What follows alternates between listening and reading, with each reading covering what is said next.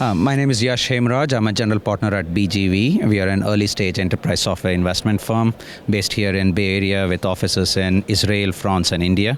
Help international founders build scalable enterprise software companies and help them grow into broader markets. Thank you so much. And about you? My name is Venkatesh Srinivasan. I'm the VP of Supply Chain at Diamond Foundry. Diamond Foundry is a global startup. We are headquartered here in the San Francisco Bay Area. We have operations in the US and in Spain. And as implicit in the name, we make diamonds. So we are one of the world's largest in the domain of lab-grown diamonds. We are one of the largest producers of lab-grown diamonds.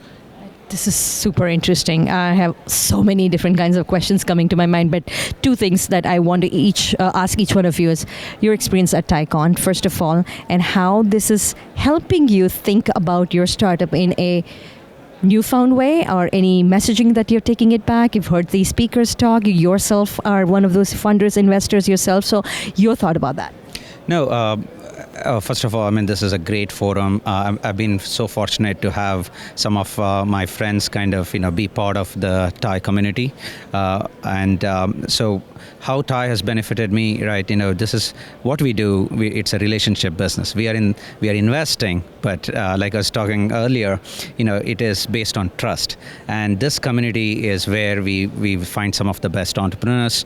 We connect with them. We try to give back to them, and we learn from them. So this has been an amazing ecosystem partner for us. Love that. Satya Nadella did talk about trust, AI, and how AI has a responsibility for human trust. Diamond is all about trust. How do you connect the two, and how does supply chain fit into it? It's a very interesting formulation, that question, right? Diamond is all about trust. Look, I would just say that the diamonds that we grow, so we are, as I mentioned, we are lab-grown diamonds, so we are not mined diamonds. So the full world can fully trust us that the material which is produced is sustainably sourced, and it is grown in machines and grown in reactors, and it's not mined out of the ground, right? So I think we can vouchsafe for that it is a high degree of fidelity that goes behind that. I think beyond that, we are looking at diamonds not just as a traditional way of looking at it as a jewelry component, right? But now think of diamond as think of taking advantages of the manifest properties of diamond, whether it is thermal or electrical, and think of the applications that become obvious in high-tech industries. So think of diamond as tech plates, as a heat spreader in semiconductors. Think of diamond as a heat spreader and use case in power electronics, so in EV.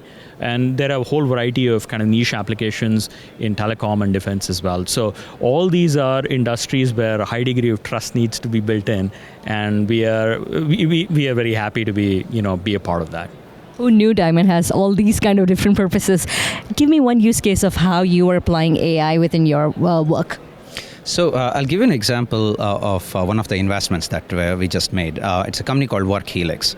And what this company has done is, it has brought in elements of AI into the future of work. So what they've done is they've studied 250,000 different jobs.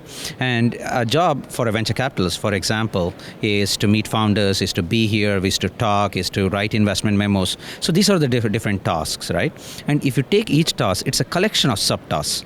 And each subtask can be automated. Like, for example, writing an investment memo has a high degree of automation. But for me to sit in front of a founder and build trust is not. So there are ways in which AI can come in very specific areas, and that is what basically we have taken a research-based approach to it.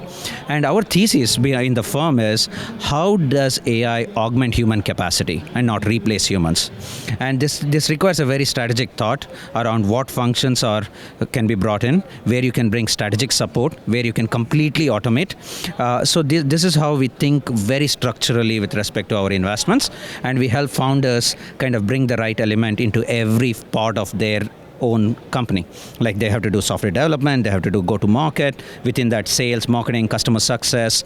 So each one of them, you can leverage AI, and this new wave of AI companies are going to look very different from SaaS companies. So that's where all of our work comes into play. We have established an AI native playbook that helps founders build these kind of systems of scale effectively using AI as a force multiplier.